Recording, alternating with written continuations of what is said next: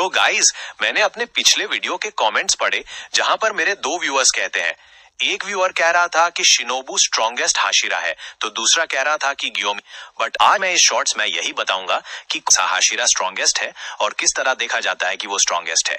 सबसे पहले बात करते हैं एनिमे बेसिस पर। हमें एनिमे में साफ साफ दिखा दिया गया है कि ग्योमी स्ट्रॉन्गेस्ट हाशिरा है, उसमें कोई डिबेट नहीं है। और हमें ये तांजिरो से भी सुनने को मिला है और बाकी डीमन स्लेयर से भी। और सच में एनिमे बेसिस पर ग्योमी ही स्ट्रॉन्गेस्ट हाशिरा है। अब लेकिन अगर हम लोग दूसरे तरीके से देखें, अगर हम लोग सारे हाशिरा की बैटल एक दूसरे में करते हैं, तब सिनेरियो थोड़ा दूसरा होगा। तो अगर हम सारे हाशिरा को आपस में लड़वाना शुरू करें तो कोई एक जीतेगा। आप में से ज्यादा लोग सोचेंगे कि हाँ, ग्योमी ही जीतेगा, लेकिन कुछ और हाशिरा भी सोच सकते हैं।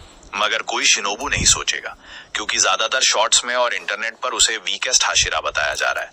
पर अगर हाशिरा अपने में लड़े और एक विनर चाहिए, तब शिनोबू ही विनर होगी। मैं बताता हूँ कैसे।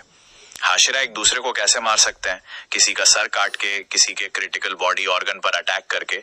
बट शिनोबू अगर किसी की बॉडी का एक स्क्रैच ही दे दे तो उसके पॉइजन से वो हाशिरा तुरंत मर जाएगा, क्योंकि उसका पॉइजन इतना ज्यादा पावरफुल है कि वो डोमा जैसे अपर मून पर भी असर करने लगता है। तो आप लोग सोचेंगे कि ग्योमी तो इतना ताकतवर है कि वो उसे टच ही नहीं करने देगा। तो ऐसा नहीं हो सकता, क्योंकि आज तक सारे हाशिरा में जो शिनोबू है उसकी अटैकिंग स्पीड सबसे ज्यादा है। यहाँ तक कि इससे पहले जो हाशिरा आए हैं, मैं सबका नहीं कह रहा, पर डोमा काफी 100 साल से है लगभग। तो उतने में जितने भी हाशिरा हैं उनमें सबसे ज्यादा रफ्तार, अटैकिंग स्पीड, रफ्तार नहीं अटैकिंग स्पीड शिनोबू के पास है। तो ऐसा हो ही नहीं सकता कि उसका एक अटैक भी ना लगे ग्योमी को। तो अगर आपस में बैटल होती है तो ऑफकोर्स शिनोबू विनर है।